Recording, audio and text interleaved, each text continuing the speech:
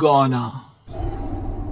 आज 20 सालों बाद रमेश अपनी दुल्हन नैना के साथ अपने गांव के अपने पुराने घर आता है। सभी लोग बहुत खुश थे।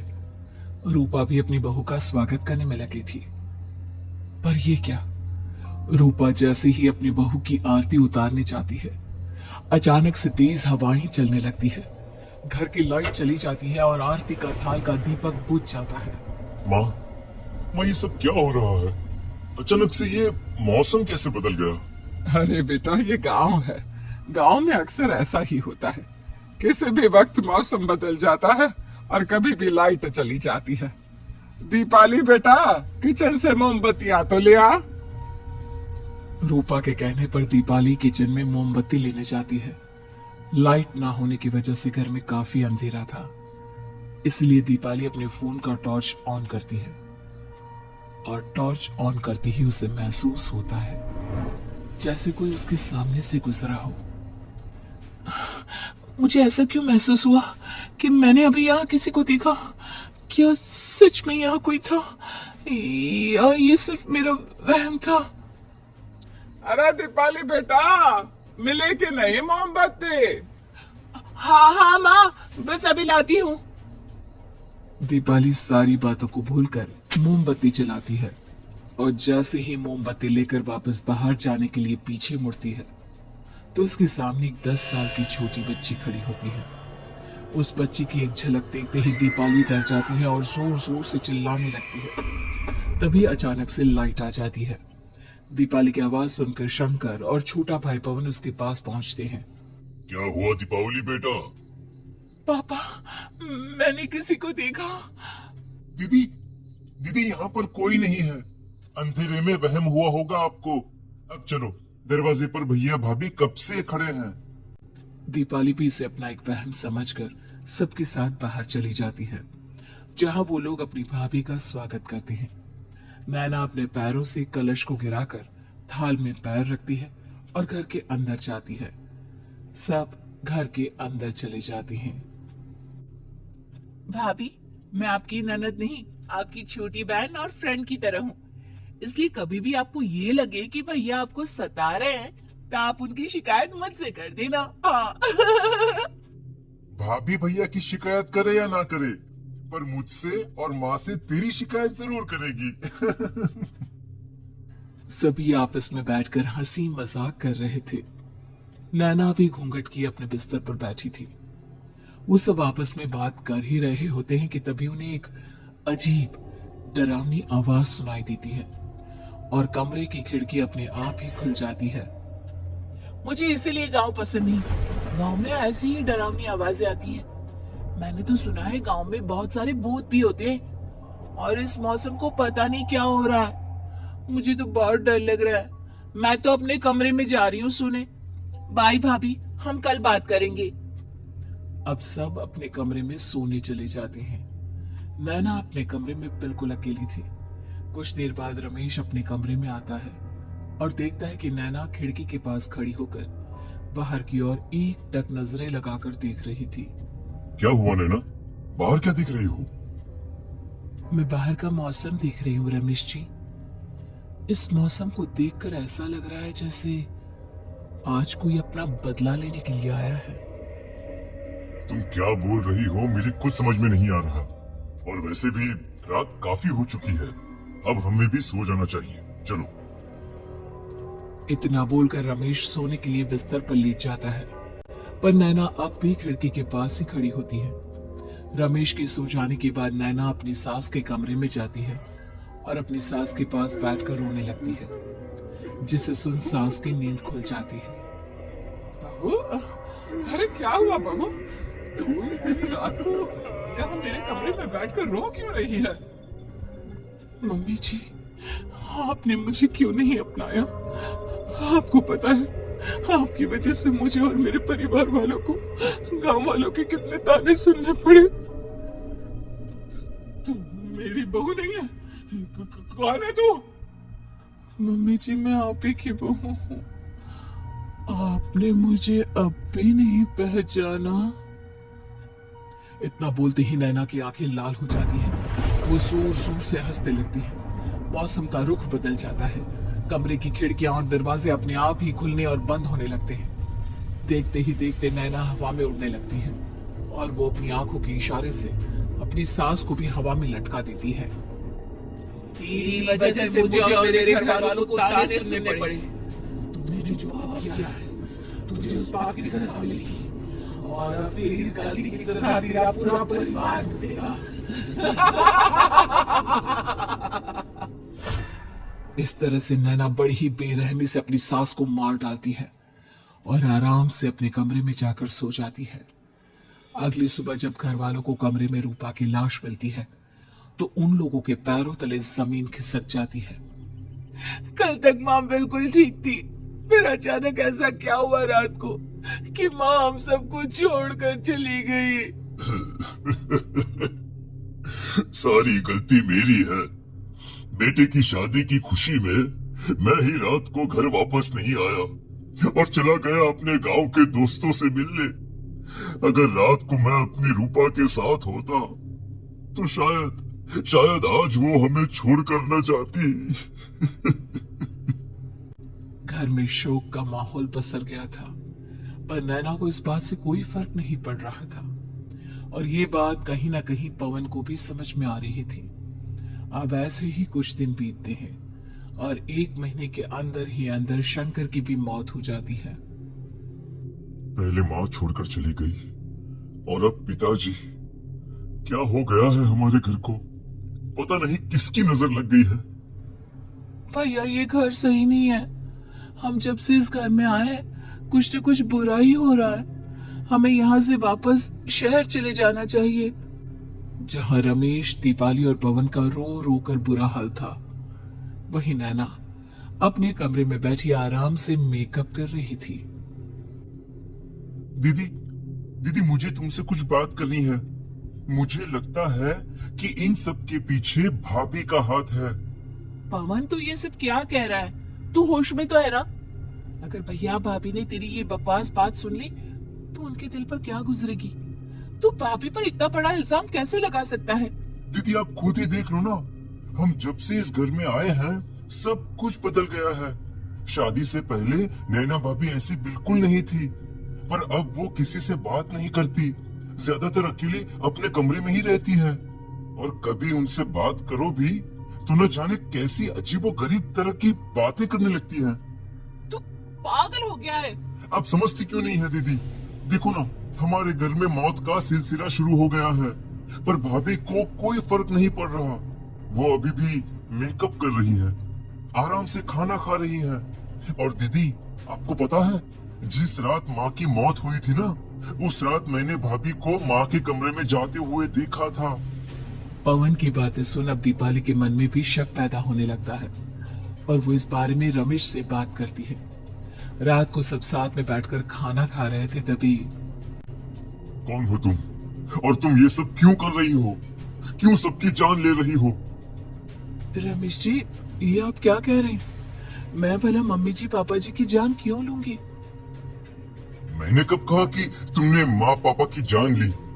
नैना, तुम तो मेरी पत्नी हो, तुम थोड़ी किसी को मारोगी। नैना, तुम नैना ही हो ना? रमेश की ये बात सुनती ही नैना खाना छोड़कर गुस्से में सबको देखने लगती है। नैना की गुस्से भरी आंख को देखकर तीनों भाई बहन डर जाते हैं। तभी नैना जोर जोर से हंसने लगती है।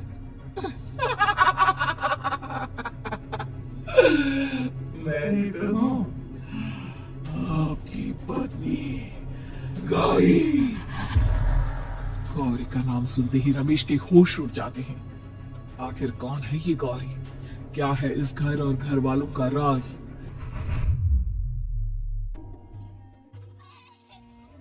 हमारे दोनों बच्चे एक साथ कितने अच्छे लग रहे हैं ना?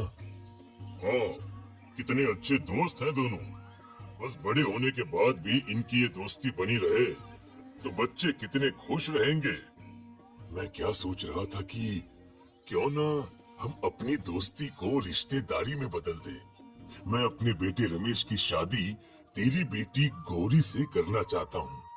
इस तरह हमारे बच्चे भी हमेशा साथ रहेंगे और हमारी दोस्ती भी रिश्तेदारी में बदल जाएगी। शंकर की इस बात से उसके दोस्त को बहुत अच्छा लगता है और वो अपनी बेटी की शादी रमेश से करवाने के लिए तैयार हो जाता है। बहुत जल्द दोनों परिवार मिलकर बचपन में ही रमेश और गौरी की शादी करा देते हैं। अरे शंकर, अपने बच्चों की शादी करवा कर हमने अपनी दोस्ती को रिश्तेदारी में बदल तो लिया, पर मैं चाहता हूँ कि अपनी गौरी का गौना 2 साल बाद करूं, ताकि वो थोड़ी समझदार हो जाए। अरे हाँ हाँ दोस्त, बिल्कुल, हमें कोई दिक्कत नहीं है। इसी तरह समय बीतने लगता है। समय के साथ शंकर का कारोबार तरक्की पकड़ लेता है और 2 साल बाद शंकर अपने पूरे परिवार के साथ शहर में शिफ्ट होने की तैयारी कर लेता है। जब यह खबर उसके दोस्त को पता चलती है तो वो शंकर से बात करने उसके घर जाता है। शंकर, 2 साल पूरे हो चुके हैं और अब तू शहर भी जाने वाला है। मैं सोच रहा था कि तेरे शहर जाने से पहले गौरी का गौना कर दूं, ताकि तू अपनी बहू को अपने साथ लेकर जा सके। ये तो कैसी बातें कर रहा है? रिश्तेदारी बराबरी वालों से होती है, और वैसे भी अब मैं, मेरा बेटा या मेरा परिवार कोई भी इस रिश्ते को नहीं मानता। ये तू कैसी बातें कर रहा है दोस्त? जब हमने अपने बच्चों की शादी करवाई थी तब हम दोनों ही एक बराबर थे। पिछले 2 साल में तेरा कारोबार थोड़ा सा अच्छा क्या चल गया, तू पुराने रिश्ते ही तोड़ देगा। देख भाई, ऐसा मत कर। अगर तूने मेरी बेटी को अपनी बहू के रूप में नहीं अपनाया तो कोई भी मेरे बच्चे से शादी नहीं करेगा। अरे उसकी जिंदगी बर्बाद हो जाएगी। यार देख, वैसे भी बाल विवाह तो कानून मान्यता नहीं देता, फिर मैं कैसे दे दूं? तू अपनी बेटी के बड़े होने पर उसकी शादी किसी दूसरे लड़के से करवा देना। वैसे भी तब तक ना उसे और ना ही गांव वालों को ये बात याद रहेगी।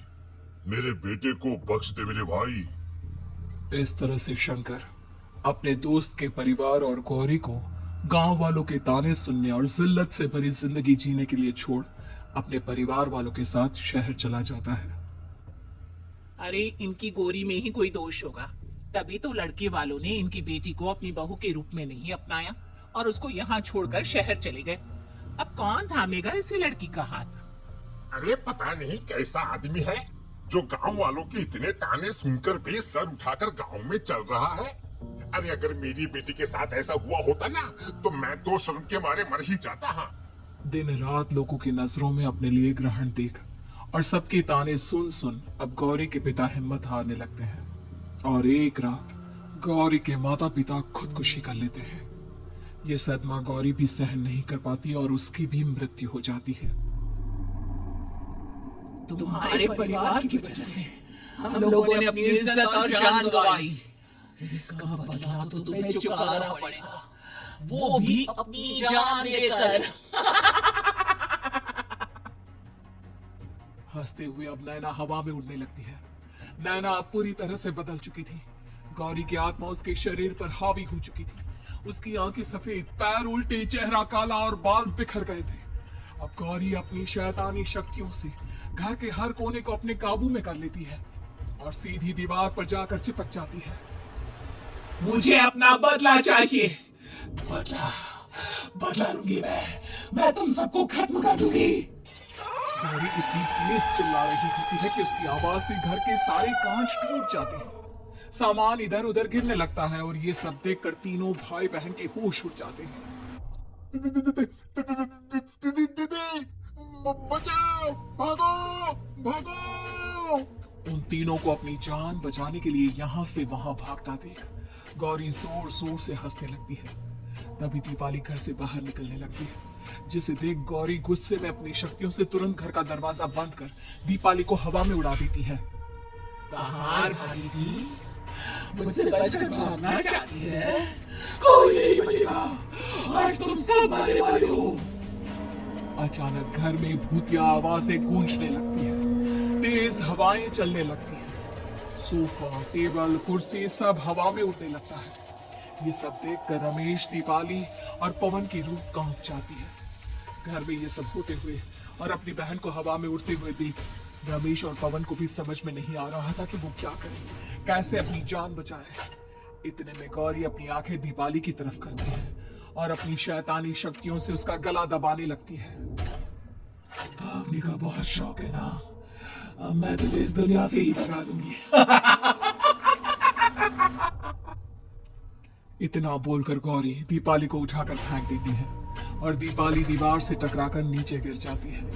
दीपाली के पूरे शरीर में चोट के निशान होते हैं और वो उठ भी नहीं पाती। दोनों भाई भागते हुए अपनी बहन के पास जाते हैं।